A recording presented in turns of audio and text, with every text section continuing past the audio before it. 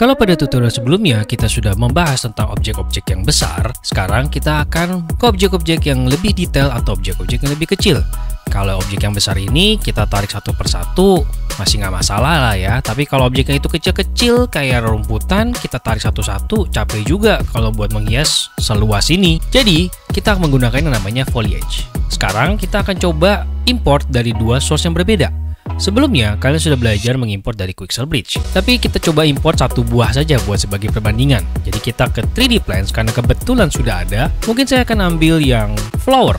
Jadi biar ada warna mencoloknya ya. Mungkin saya cari yang warnanya merah, mencolok. Ini adalah Leyshenia Poppy. Intinya kalian boleh ambil. Saya akan ambil yang Poppy ini. Saya sudah download sebelumnya. Saya tinggal add seperti biasa. Dan untuk mengakses foliage, kalian ke menu di sebelah sini. Selection mode, ganti ke foliage. Di foliage, nantinya Poppy yang udah saya import dari Quixel Bridge ternyata langsung terdaftar semuanya ke sini. Ya, kalau kalian misalkan import dari source lain, mungkin kalian bisa nambahin dengan mencet tombol foliage yang ada di sini. Tinggal kalian cari di asetnya. Lalu pada mode foliage ini artinya di sini sudah terdaftar segala macam foliage yang dimiliki. Kalian bisa memilih dengan cara mengklik satu.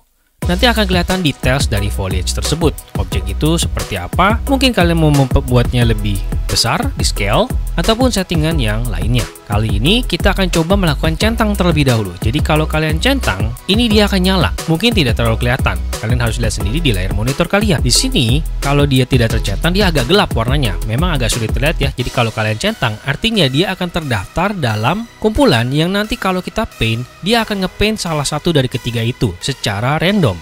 Nah, di sini ada paint mode. Jadi apa yang kita paint di sini nantinya, ya akan muncul variasi dari 3 foliage yang udah kita centang. Dan kalau kalian mau menghapus, tentu saja menggunakan erase. Selain itu, ada juga kok mode yang single, yang mungkin nanti kalau kalian mau naruh satu persatu, ya lebih gampang menggunakan ini. Lalu kalau kalian sudah menggunakan brush paint seperti ini, terkadang kalian menemukan objek yang kalau kalian gambar, dia digambar di atasnya. Ini bisa kalian matikan supaya dia nggak gambar di atas static mesh. Di sini ada settingannya. Kalau static meshnya kalian centangnya dibuang, artinya nantinya, ini saya hapus dulu ya. Nanti kalau kita gambar lagi, itu kita nggak akan gambar lagi di atasnya. Ini kebetulan sudah kehapus. Nah, kalau kalian mau dihapus, static meshnya nyalakan dulu. Karena jadi kan tadi kita nggak kepilih ya. Nah, begitu nanti dia akan kehapus. Pada saat kita paint, kalau static meshnya kita buang, dan kita pilih, nah dia nggak akan gambar di atas static mesh. Bahkan kalau kita pakai single mode, kan ada radius warna hijau. Tapi kalau di atas static mesh, nggak ada radius warna hijaunya. Seandainya pun kalian ingin memilih atau menggeser objek yang sudah ditaruh di foliage, kalian bisa kok klik satu buah objek saja seperti ini dan kalian bisa geser. Kalau sekedar namanya mau digeser saja ya. Menarik ya foliage ini. Misalkan kalian tetap menyalakan menggambar di atas static mesh. Saya gambar di atas static mesh kayak gini. Lalu saya kembali ke selection mode dan saya mencoba menggeser batu ini.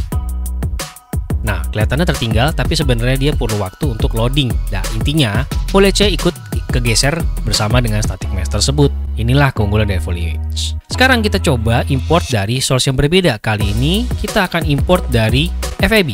Jadi, untuk mendapatkan konten memang ada 3 tempat untuk sekarang ini. Di marketplace-nya Unreal, Quixel Bridge, atau pun FAB. Tapi seperti yang kita tahu, pelan-pelan nanti semuanya akan digabung ke dalam FAB. Baik itu Quixel Bridge akan masuk juga, Marketplace juga akan masuk ke FAB. Kalau kalian nggak percaya, buka Marketplace, nanti kalian akan pop-up Epic yang ujung-ujungnya FAB juga, karena semuanya akan disatuin ke sana.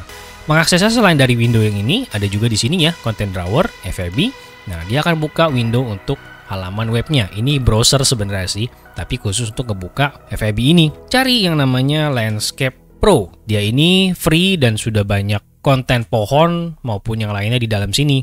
Kalian juga bisa mencari mengganti price-nya ke free sehingga bisa dapat konten-konten yang free. Nah, kalian coba download ini dan tambahkan ke dalam project kalian untuk bisa menambahkan pohon. Karena kalau kita lihat di dalam Quixel Bridge itu nggak ada ya pepohonan itu nggak ada gitu. Adanya plant saja. Kalaupun ada pohon, dia nggak sampai ke dedaunannya. Kalau kita lihat di nature di 3D asset, meskipun di sini ada tree, dia itu tree yang cuma batangnya aja, nggak sampai ke pepohonan daun-daun di atasnya. Jadi untuk mendapatkan aset pohon, biasanya kita akan ambil dari luar, add to project. Biasanya kalau diminta seperti ini, cari aja versi Unreal yang paling dekat, yaitu versi 5. Selama dia ada di versi kepalanya sama, sesama 5, nggak masalah. Tapi kalau yang 4 mungkin karena kejauhan jadi nggak bisa ya. Itu project, nanti dia akan download. Kita tunggu sampai downloadnya selesai. Setelah sudah saya download, berarti kita kembali ke foliage. Dan di dalam foliage kita lihat pohonnya nggak kelihatan ya. Tapi kalian tetap bisa kok tambahin seperti tadi saya bilang dengan menambahkan foliage seperti ini.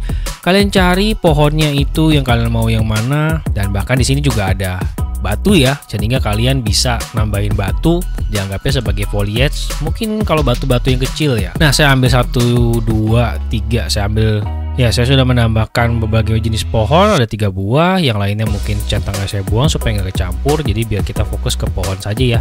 Pohon yang sudah saya tambahkan ini, dan yang ini. Sama seperti tadi, kalian bisa menggunakan cara paint ataupun yang single. Nah, dia langsung nambahin pohonnya. Saya pakai yang single aja biar nggak terlalu lebat mungkin ya, karena kalau terlalu lebat nanti bisa agak berat nanti. Dan kalau kalian mau mengurangi paintnya itu setting di density ya. Density ini berarti kelebatan dia dalam masukin objek foliage-nya. Sekian tutorial kita kali ini untuk menambahkan foliage. Thank you for watching, keep learning, sampai jumpa di tutorial berikutnya.